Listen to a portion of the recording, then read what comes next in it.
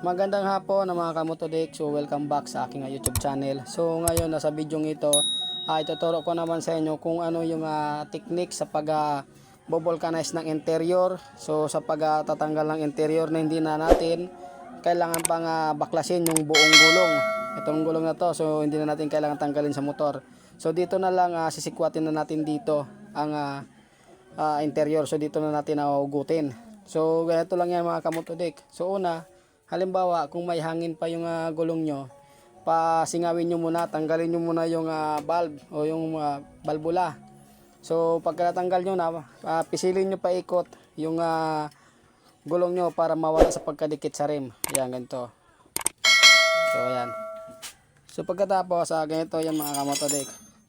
Ang pagsisikwat nito o ang pagbaklas ng interior. So, ganito lang. Kung ito yung panikwat nyo, ito, kailangan pahiga, pag ganon. Yan. Tapos, ganon. Pipisilin nyo, kabilang ang gulong. So, ayan, ganyan.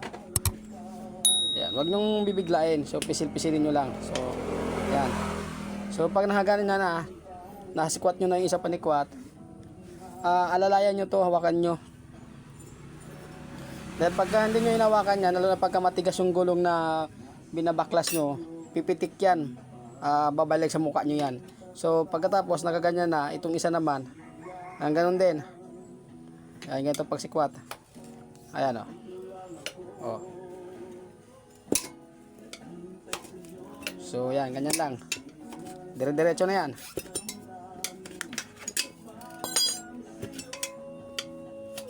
Ayan.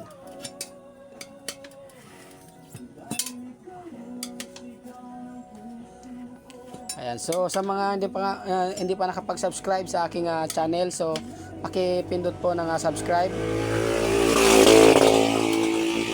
So diyan lang po sa baba ng video ko.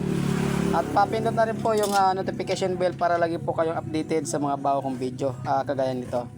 So ayan, ganito lang mga kamotodik ang technique sa pag babaklas ng interior na hindi na natin kailangan pang tanggalin yung gulong.